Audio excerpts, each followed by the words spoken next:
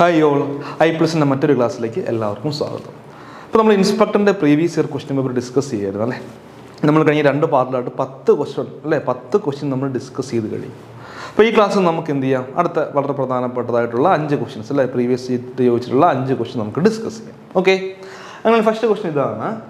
Dash is A multi state cooperative society engaged in the business of manufacturing and marketing of fertiliser. വളരെ പ്രധാനപ്പെട്ടതാണ് കേട്ടോ.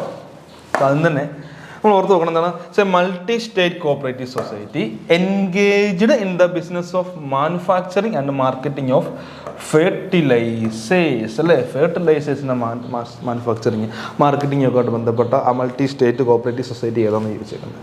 Option A NAFED പറയുന്നു, option B IFFCO, option C NCHF and option D none of the. Okay, ഏതാണ് ഇതിൻ്റെ answer വരിക? നിങ്ങൾ പഠിച്ചിട്ടുള്ളതാണ്, നമ്മളെല്ലാവരും പഠിച്ചിട്ടുള്ള വളരെ പ്രധാനപ്പെട്ടതാണ് അല്ലേ. എന്താ ആൻസർ വരിക? ഓപ്ഷൻ എന്താ പറയുക? Option A NAFED, option B IFFCO, option C NCHF and option D none of this. ഏതാ ആൻസർ വരിക അല്ലേ? ഫെർട്ടിലൈസറിൻ്റെ കാര്യത്തിലാണ് പറയുക അല്ലേ. എന്താണ് ഫെർട്ടിലൈസർ? ആ ടൈം ഇതാണ് ഇവിടുത്തെ കീ വേർഡ് കേട്ടോ. ഫെർട്ടിലൈസർ എന്നുള്ളതാണ് ഇവിടുത്തെ കീ വേർഡ് എന്ന് ഓർത്തു. അപ്പോൾ ആൻസർ ഏതാ വരിക? ഇഫ്കോ ആണ് ആൻസർ വരിക അല്ലേ. ഇഫ്കോ എന്താണ്? IFFCO stand for Indian farmers. എന്താണ്? Indian farmers fertiliser cooperative limited അല്ല, ഇന്ത്യൻ ഫാർമേഴ്സ് പിന്നെ fertiliser, Indian farmers fertiliser cooperative limited ആണ് ഇഫ്കോ എന്നതുകൊണ്ട് അർത്ഥമാക്കുന്നത്. അപ്പോൾ എന്താണ്? Indian farmers fertiliser cooperative limited ആണ്. എന്നാണ് ഇഫ്കോ വന്ന വർഷം? ഓക്കെ, 3 അല്ലേ, 3 നവംബർ 1967 അല്ലേ. 1967 കാണാം. 1967 നവംബർ 3 ഇഫ്കോ വരുന്നത്.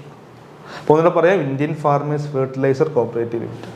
വളരെ പ്രധാനപ്പെട്ടതാണ്, വളരെ വളരെ വളരെ പ്രധാനപ്പെട്ട ഒരു ഏരിയയാണ് ഇഫ്കോ എന്ന് പറയുക. നമുക്കിപ്പം പഴയ രീതിയിലല്ല എക്സാംസ്, ഇപ്പം ഒരുപാട് കാര്യങ്ങൾ വളരെ വിശദമായിട്ട് പഠിക്കുന്നുണ്ട്. അപ്പോൾ ഇഫ്കോയെ പറ്റിയൊക്കെ നിങ്ങൾ വളരെ പ്രോപ്പറായിട്ട് നമ്മുടെ ക്ലാസ്സസ് കണ്ട് മനസ്സിലാക്കണം. ഓക്കെ, നമ്മുടെ ക്ലാസ്സിന് വളരെ വിശദമായിട്ടുണ്ട്. ഇപ്പോൾ സഹകരണ ബന്ധു, സഹകരണ രത്ന അവാർഡുകളൊക്കെ ഇഫ്കോട്ട് ബന്ധപ്പെട്ടാണ് അല്ലേ. 5 ലക്ഷം രൂപ നൽകുന്ന സഹകരണ ബന്ധു, സഹകരണ രത്ന എന്ന് പറഞ്ഞ അവാർഡുകൾ, പിന്നെ അവർക്ക് പ്ലാന്റുകൾ, കലോളികളുടെ പ്ലാന്റുകൾ, അങ്ങനെ ഒരുപാട് ലാർജസ്റ്റ് പ്രൊഡ്യൂസർ എന്നൊക്കെ പറഞ്ഞ് ഒരുപാട് കാര്യങ്ങൾ പഠിക്കാനുണ്ട്. അപ്പോൾ എന്താണ്, നമുക്കൊരു 4, 5, 6 മിനിറ്റ് കൊണ്ട് പറഞ്ഞാൽ തീരാത്തതിനേക്കാൾ കൂടുതൽ കാര്യങ്ങൾ ഇഫ്കോയുമായിട്ട് ബന്ധപ്പെട്ട് പഠിക്കാനും ഉണ്ട്, പഠിച്ചിരിക്കണം, അറിഞ്ഞിരിക്കണം. നമ്മുടെ ക്ലാസ്സസിൽ അത് വളരെ പ്രോപ്പറായിട്ടുണ്ട്, വളരെ വളരെ വിശദമായിട്ട് തന്നെ എല്ലാ ഇമ്പോർട്ടൻറ്റ് പോയിന്റ്സുകളും ഉൾക്കൊള്ളിച്ചുകൊണ്ട് നമ്മുടെ ക്ലാസ്സസ് ഉണ്ട്. നിങ്ങളിത് കണ്ട് മനസ്സിലാക്കണം, ഓർത്ത് വെക്കുക. ഇവിടുത്തെ ആൻസർ ഏതാണ്? ഇവിടുത്തെ ആൻസർ ഇഫ്കോ ആണെന്ന് ഓർത്ത് വെക്കുക കേട്ടോ, ഇഫ്കോ. ഓക്കെ, അടുത്താണ് the red colour in the cooperative flag of ICA stands for dash of cooperatives. Okay, അപ്പോൾ ICA ഫ്ലാഗിലെ റെഡ് കളറിനെ പറ്റിയാണ് ഇവരിവിടെ പറഞ്ഞിരിക്കുന്നത് അല്ലേ. ദ റെഡ് കളർ അല്ലേ, the red colour in the cooperative flag of ICA, red colour in the cooperative flag of ICA stands for dash of cooperatives. Option A പറയുന്നു vision, option B challenge, option C growth, option D courage അല്ലേ. Option A എന്ന് പറയുന്നത് vision, B challenge, option C growth and option D courage. അപ്പോൾ അതിന് മുമ്പായിട്ട് നമുക്ക് ഈ ഫ്ലാഗിനെ പറ്റി ജസ്റ്റ് ഒന്ന് പറയാം അല്ലേ. കുറച്ച് കാര്യങ്ങൾ ഫ്ലാഗുമായിട്ട് ബന്ധപ്പെട്ട കാര്യങ്ങൾ നമുക്ക് ഡിസ്കസ് ചെയ്യാം. സഹകരണ ഫ്ലാഗ് അല്ലെങ്കിൽ കോഓപ്പറേറ്റീവ് ഫ്ലാഗ് എന്ന് ഓർത്തു നോക്കുക. ഇപ്പോൾ കോഓപ്പറേറ്റീവ് ഫ്ലാഗ് വളരെ പ്രധാനപ്പെട്ടതാണ്. കോഓപ്പറേറ്റീവ് ഫ്ലാഗ്, സഹകരണ പതാക അല്ലേ, കോഓപ്പറേറ്റീവ് ഫ്ലാഗ്.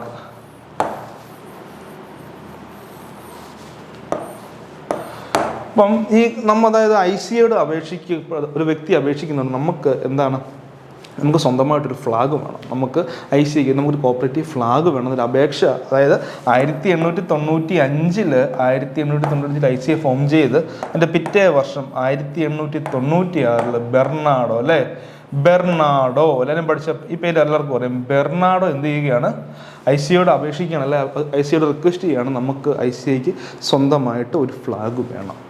ആലോചിച്ച് എന്നാൽ 1896 1895 ICA ഫോം ചെയ്തു. അതിൻ്റെ തൊട്ട് നെക്സ്റ്റ് ഇയർ അല്ലേ, പിറ്റേ വർഷം തന്നെ പറഞ്ഞു നമുക്ക് സ്വന്തമായിട്ടൊരു ഫ്ലാഗ് വേണം ഇന്നത്തെ കാലത്ത്. ഓക്കെ, പക്ഷേ ഈ 1896 അപേക്ഷ പ്രകാരം ആലോചിച്ച് നോക്കി, 1896 അങ്ങോട്ട് റിക്വസ്റ്റ് ചെയ്തു. 1921 എന്ത് ചെയ്യുന്നത്, 1921 ഫ്രഞ്ച് ഫേമസ് ആയിട്ടുള്ള ഫ്രഞ്ച് കോപ്പറേറ്റർ ആയിട്ടുള്ള ചാൾസ് ഗെയ്ഡ് ആണ് എന്ത് ചെയ്യുന്നത്, ഈ ഫ്ലാഗ് ഡിസൈൻ ചെയ്യുന്നത് അല്ലേ. ചാൾസ് ഗൈഡ് അല്ല, ഓർക്കുന്നില്ലേ ചാൾസ് ഗൈഡിനെ പറ്റി? 1921 ഇദ്ദേഹം ഫ്രാൻസ് ആണ് കേട്ടോ, ഫ്രഞ്ച് കോപ്പറേറ്ററാണ്. ഇദ്ദേഹം ആരാണ്? ഇത് ഒരു ഫ്രഞ്ച് കോപ്പറേറ്റർ ആണെന്ന് കൊടുത്തു നോക്കും. അപ്പോൾ 1921 ചാൾസ് ഗൈഡ് ഈ ഫ്ലാഗ് ഡിസൈൻ ചെയ്യുന്നത് കേട്ടോ. ആരാണ്? പേര് ഓർക്കണം, ചാൾസ് ഗൈഡ്. അതിനു മുമ്പായിട്ട് 1896 ബെർണാഡോ. ഈ രണ്ട് പേരെ നമ്മൾ ഓർത്തേക്കണം. കാരണം ഇദ്ദേഹം പറഞ്ഞു ബെർണാഡോയാണ് പറഞ്ഞ ഫ്ലാഗ് വേണം. അത് പ്രകാരം 1921 ചാൾസ് ഗൈഡ് ഈ ഫ്ലാഗ് എന്ത് ചെയ്യുകയാണ്? ഫ്ലാഗ് ഡിസൈൻ ചെയ്യുകയാണ്. ഓക്കെ, യൂണിറ്റി ഇൻ ഡൈവേഴ്സിറ്റി അല്ലെ റെയിൻബോ ഫ്ലാഗ് എന്നൊക്കെ നമ്മൾ പറയും അല്ലെ. ഫ്ലാഗ് ഡിനോട്ട് ചെയ്യുന്നത് യൂണിറ്റി ഇൻ ഡൈവേഴ്സിറ്റി ആണ്. ഫ്ലാഗ് അറിയപ്പെടുന്ന റെയിൻബോ ഫ്ലാഗ് എന്ന പേരിലും ഈ ഫ്ലാഗ് അറിയപ്പെടുന്നുണ്ട്. ഓക്കെ, 1921 ചാൾസ് ഗൈഡ് ഈ ഫ്ലാഗ് എന്ത് ചെയ്യുകയാണ് കുട്ടികളെ? ഫ്ലാഗ് ഡിസൈൻ ചെയ്തു. 1923 ICA ഇത് ഹോസ്റ്റ് ചെയ്തു അല്ലേ. ICA മീറ്റിങ്ങിൽ ഫസ്റ്റ് നാഷണൽ കോപ്പറേറ്റീവ് ഡേയിൽ എന്താണ് ഈ ഫ്ലാഗ് ഹോസ്റ്റ് ചെയ്തു. 1921 ചാൾസ് ഗൈഡ് എന്ത് ചെയ്യുകയാണ്? ഡിസൈൻ ചെയ്തു. 1923 ICA അത് ഹോസ്റ്റ് ചെയ്യുകയാണ്. ഓക്കെ, അന്നും ഇതിനെ ഒഫീഷ്യലായിട്ട് അംഗീകരിച്ചിട്ടില്ല കണ്ടോ, അന്നും ഇതിനെ ഒഫീഷ്യലായിട്ട് അംഗീകരിച്ചിട്ടില്ല. അതിനുശേഷം 1925 ആ വർഷം ഓർത്ത് നോക്കുക, 1925 1925 ICA ഇതിനെ ഒഫീഷ്യലി അംഗീകരിക്കുന്നത് കേട്ടോ. ഒഫീഷ്യലി ഈ ഫ്ലാഗിനെ അംഗീകരിക്കുന്ന 1925. അപ്പം അതിൻ്റെ ബേസിക് ആയിട്ട് പഠിക്കണം 4 വർഷം, 96, 21, 23, 25 അല്ലേ, 1, 3, 5 ഓർത്ത് നോക്കുക. അപ്പം അതിനുശേഷം നമ്മൾ വീണ്ടും ഇതിനെപ്പറ്റി ഒരുപാട് പഠിക്കാനുണ്ട്. പിന്നീട് വർഷങ്ങൾക്ക് ശേഷം ഈ ഫ്ലാഗ് വീണ്ടും ചേഞ്ചുകൾ വന്നിട്ടുണ്ട് അല്ലേ. അപ്പോൾ എന്താണ് ACI എന്നൊക്കെ പറഞ്ഞ് എഴുതി, സ്പാനിഷിലുള്ള ACI എന്നൊക്കെ എഴുതി ഫ്ലാഗ് വീണ്ടും വന്നിട്ടുണ്ട്. പിന്നെ ഒരു പ്രാവ് പറന്നു പോകുന്ന പടം, ഒരു പീജിൻ പറന്നു പോകുന്നു, അങ്ങനെ ഒരുപാട് വ്യത്യാസങ്ങൾ ഇതിലേക്ക് വന്നിട്ടുണ്ട്. അപ്പോൾ നമ്മൾ ഓർത്ത് വെക്കേണ്ട ഈ ബേസിക് എല്ലാ കാര്യങ്ങളും നമ്മൾ വളരെ വിശദമായിട്ട് പഠിച്ചിട്ട് പോകണം. പിന്നെ അതിൻ്റെ ഓരോ കളറുകളും ഡിനോട്ട് ചെയ്യുന്നുണ്ട് അല്ലേ. അപ്പോൾ ഇത് വിബ്ജിയോർ എന്നറിയപ്പെടും. ഈ ഫ്ലാഗ് നമ്മൾ വിബ്ജിയോർ അല്ലേ, നമ്മൾ എന്താണ് റെയിൻബോ ഫ്ലാഗ് ആയ വിബ്ജിയോർ എന്ന് അല്ലെ, ആ കളറിലാണ്, വൈലറ്റ് ഇൻഡിഗോ ബ്ലൂ വരുന്ന കളറിലാണ്. പക്ഷെ ഓർക്കുക നേരെ തിരിച്ചാണ്, റെഡാണ് ടോപ്പിൽ വരിക, റെഡാണ് ടോപ്പിൽ വരിക എന്ന് ഓർത്ത് വെക്കുക. അപ്പം നമ്മൾ അതിനെപ്പറ്റി പറയുകയാണെങ്കിൽ നമുക്ക് ഒരുപാട് പറയാനുണ്ട് അല്ലെ, നിലവിലെ രീതിയിലേക്ക് പോകുന്നില്ല, നമുക്ക് നമ്മുടെ ക്ലാസ്സസിലുണ്ട്. അപ്പോൾ നമ്മൾ ഇത് ജസ്റ്റ് ഈ ക്വസ്റ്റൻ നമ്മൾ ഡിസ്കസ് ചെയ്യുന്നുള്ളൂ. ഇപ്പോൾ ഇവിടെ red colour in the cooperative flag of ICA stands for അല്ലേ. റെഡ് കളർ എന്തിനെയാണ്? കറേജിനെയാണ് അല്ലേ. റെഡ് കളർ എന്ന് പറയുന്നത് വിഷൻ അല്ല, ചലഞ്ച് അല്ല, ഗ്രോത്ത് അല്ല, പിന്നെ എന്താണ്? കറേജിനെയാണ് റെഡ് കളർ ഇൻഡിക്കേറ്റ് ചെയ്യുക എന്ന് ഓർത്ത് വെക്കുക. ഓക്കെ, എന്താണ് റെഡ് കളർ ഇൻഡിക്കേറ്റ് ചെയ്യുന്നത്? കറേജിനെയാണ് റെഡ് കളർ ഇൻഡിക്കേറ്റ് ചെയ്യുന്നതെന്ന് ഓർത്ത് വെക്കുക. ക്ലിയർ ആയോ? എന്തിനാണ്? കറേജ് ആണ് കേട്ടോ. റെഡ് കളർ ഇൻഡിക്കേറ്റ് ചെയ്യുന്നത് കറേജ് ആണ്. ഓക്കെ ക്ലിയർ ആയെന്ന് വിചാരിക്കും. അടുത്ത മൂന്നാമത്തെ ക്വസ്റ്റൻ നോക്കിയേ. Dash is N apex organisation founded in the birthday of Mahatma Gandhi on 2 October 1958. ഇപ്പം 1958 നിലവിൽ വന്ന അല്ലെ മഹാത്മാഗാന്ധിയുടെ ജന്മദിനത്തിൽ നിന്ന് നിലവിൽ വന്ന അപ്പെക്സ് ഓർഗനൈസേഷൻ ഏതാണ്? NDDB ആണോ? National dairy development board, national cooperative development corporation, NCDC പറയുന്നുണ്ട്, IFCO പറയുന്നുണ്ട്, പിന്നെന്താണ്? NAFED അല്ലേ. ഏതാണ്? 1958 NAFED എന്നൊക്കെ പറഞ്ഞാൽ പഠിച്ചാൽ മതി. നമ്മുടെ ക്ലാസ്സസ് കോഡ് സഹിതം നമ്മൾ നിങ്ങൾക്ക് പ്രൊവൈഡ് ചെയ്യുന്നുണ്ട്. അപ്പം എന്താണ് പറയുക? 1958 അല്ലേ ഒക്ടോബർ 2 നിലവിൽ വന്ന അപ്പെക്സ് ഓർഗനൈസേഷൻ എന്ന് പറയുന്നത് NAFED ആണ് അല്ലേ. NAFED ആണ് എന്ന് ഓർത്ത് വെക്കുക. ഓക്കെ, ക്ലിയർ ആണ്. വളരെ ബേസിക് ചോദ്യമാണ്. അതിനെപ്പറ്റി വിശദമായിട്ട് ഒരുപാട് രീതിയിലേക്കൊക്കെ ഉള്ള ഒരു ഡിസ്കഷൻ ഞാൻ ഇവിടെ പറയുന്നില്ല, നമ്മുടെ ക്ലാസ്സസിലുണ്ട്, നിങ്ങളത് കണ്ട് മനസ്സിലാകും. അടുത്താണ് പാക്സ് ഇൻ കോപ്പറേഷൻ. കോപ്പറേറ്റീവ്സിലെ പാക്സ് എന്തിനെയാണ് അല്ലേ? പാക്സ് സ്റ്റാൻഡ്സ് ഫോർ അതിൻ്റെ ഫുൾ ഫോം എന്താണ്? Option A primary agricultural credit society, option B primary association of credit society, option C primary agricultural cooperative society, option D primary association of cooperative society. ഏതാ pax അർത്ഥമാക്കുക? എല്ലാം primary എന്നറിയാം അല്ലേ. Pax primary അല്ലേ, primary agriculture credit society. അത് answer വരിക option A ആണ് answer. എന്താണ്? Primary ലെവലിൽ വരുന്ന അഗ്രികൾച്ചർ ക്രെഡിറ്റ് സൊസൈറ്റി. അഗ്രികൾച്ചറിന് വേണ്ടി ക്രെഡിറ്റ് നൽകുന്ന സൊസൈറ്റി, അഗ്രികൾച്ചറിന് വേണ്ടി കടം നൽകുന്ന സൊസൈറ്റി എന്ന് പറയാം. അപ്പോൾ പാക്സ് സ്റ്റാൻഡ്സ് ഫോർ എന്താണ്? പാക്സ് അല്ലേ, പ്രൈമറി അഗ്രികൾച്ചർ ക്രെഡിറ്റ് സൊസൈറ്റി. ഇപ്പോൾ പാക്സ് ഒക്കെ ആയിട്ട് ഒരുപാട് ടേംസുകളെ പറ്റി പഠിക്കാനുണ്ട്. പാക്സുമായിട്ട് ബന്ധപ്പെട്ട കുറേ ടേംസുകൾ, പാക്സിൻ്റെ ഉള്ളിൽ വരുന്ന കുറച്ച് കാര്യങ്ങളൊക്കെ വളരെ വിശദമായിട്ട് പഠിക്കാനുണ്ട്. എന്താണ് ഞാനിപ്പോൾ അതിലേക്ക് എന്താണ് ഈ സമയത്ത് വളരെ വിശദമായിട്ട് അതിലേക്ക് പോകുന്നില്ല.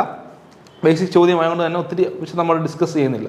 കാരണം നിങ്ങൾ മനസ്സിലാക്കുക, പഠിച്ചിട്ട് പോകണം. പാക്സിനെ പറ്റിയൊക്കെ വളരെ വിശദമായിട്ട് പഠിച്ചിട്ട് പോകണം. പാക്സ് പ്രൈമറി ലെവൽ വരുന്ന അഗ്രികൾച്ചറൽ ക്രെഡിറ്റ് സൊസൈറ്റി, അഗ്രികൾച്ചർ എന്താണ് കൃഷിക്ക് എന്താണ് കാർഷിക ലോൺ നൽകുക, അല്ലെ കാർഷികമായിട്ടല്ല കൃഷിക്ക് ക്രെഡിറ്റ് നൽകുന്ന സൊസൈറ്റീസിനാണ് പാക്സ് എന്ന് പറയുന്നത് എന്ന് ഓർത്ത് പോകുക. ഓക്കെ, ക്ലിയർ അല്ലേ? വളരെ സിമ്പിൾ അല്ലേ? അടുത്തതാണ് 15ാമത്തെ നമ്മുടെ ഇന്നത്തെ ലാസ്റ്റ് ക്വസ്റ്റ്യൻ അല്ല, 5ാമത്തെ question. LAMP stands for LAMPS. Option A large sized multi purpose cooperative society, പിന്നെ large agricultural multi purpose cooperative society. Option C large sized adivasi multi purpose cooperative society. And option D none of the above. അല്ലേ, നമുക്കറിയാം ബാവ committee റെക്കമെൻഡേഷനൊക്കെ പ്രകാരമാണ് ഈ ലാംപ്സുകൾ വരുന്നത് അല്ലേ. എന്താണ് lamps എന്ന് പറഞ്ഞാൽ large sized adivasi multi purpose cooperative society. എന്താണ് large sized adivasi multi purpose cooperative സൊസൈറ്റിയാണ്. ബാവ കമ്മിറ്റി റെക്കമെൻഡേഷൻ പ്രകാരമാണ് ലാമ്പ് നിലവിൽ വരുന്നതൊക്കെ. അപ്പോൾ ആദിവാസികൾക്ക് വേണ്ടിയല്ലേ പ്രൈമറി ലെവലിൽ നടത്തുക large sized adivasi multi purpose cooperative സൊസൈറ്റിയാണ് lamps എന്ന് ഓർത്ത് നോക്കുക. ലാംസിൻ്റെ വർഷം പഠിക്കണം. ലാംസുമായിട്ട് ബന്ധപ്പെട്ട കുറേ ടേമുകൾ, പ്രൊഡക്ട്സുമായിട്ട് ബന്ധപ്പെട്ട കുറച്ച് ക്ലാസ്സസ് ഒക്കെ ഉണ്ട്. അതൊക്കെ നമ്മൾ വളരെ വിശദമായിട്ട് പഠിക്കേണ്ട ആവശ്യമുണ്ട്. ഓക്കെ, അപ്പോൾ ലാംസ് പഠിച്ചു, പാക്സ് പഠിച്ചു. നമ്മളിങ്ങനെ വരുന്ന ആ സൊസൈറ്റീസിൻ്റെയൊക്കെ ഒരു ഫുൾ ഫോമുകൾ, അതിൻ്റെ ഉള്ളിൽ പറയുന്ന കാര്യങ്ങൾ, അതുമായിട്ട് ബന്ധപ്പെട്ട ടേംസുകളൊക്കെ പഠിക്കേണ്ടതുണ്ട്. ഓക്കെ, നമുക്ക് എന്ത് ചെയ്യാം? അടുത്ത ക്വസ്റ്റ്യൻസുമായിട്ട് നമുക്ക് അടുത്ത ക്ലാസ്സിൽ കാണാം. Okay, thank you.